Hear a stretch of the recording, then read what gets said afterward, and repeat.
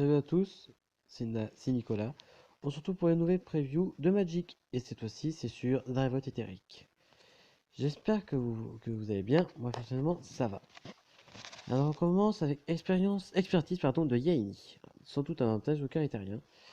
Pour 4, c'est un rituel qui fait que toutes les créatures gagnent -3/-3 jusqu'à la fin du tour, et on peut lancer une carte avec un CCM inférieur ou égal à 3, sans payer son compte mana.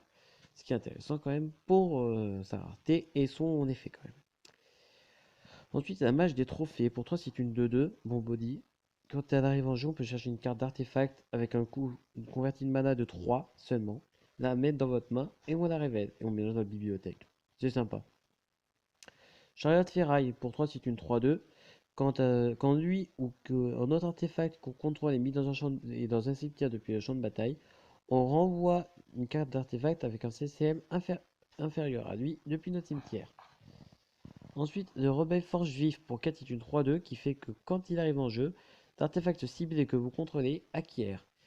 On engage, cet artefact inflige 2 blessures à une cible créature ou joueur tant que l'on contrôle le rebelle forge vif. C'est vraiment sympa. On finira par le génie après, mais d'abord le cœur de Kiran. C'est sympa qu'on fasse apparaître Kiran dans cette histoire. Donc pour 2, c'est une 4/4 voix vigilance pilotage 3. Rappelez-vous le pilotage, je ne vais pas vous enseigner. Donc vous pouvez retirer un marqueur de loyauté d'un planeswalker que vous contrôlez à la place de payer le coût du pilotage du code Kiran. Ce qui est très intéressant. Vraiment, pour 2 c'est une 4/4, pour 3 ça peut vite faire des dégâts. Et donc pour finir, Adjani, qui est pour 6 un planeswalker qui a 4 de marqueurs de loyauté. Pour plus 2, on révèle les 3 cartes du dessus de notre bibliothèque. Toutes les cartes non terrain, on les met dans notre main, sinon au-dessous des bibliothèques dans notre choix.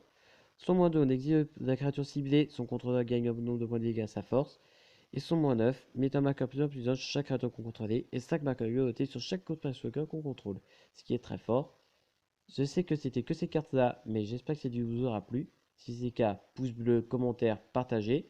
Et n'hésitez pas à vous abonner pour plus de contenu. Sur ce, je vous dis à demain pour la prochaine preview. Ciao les amis, bonne soirée.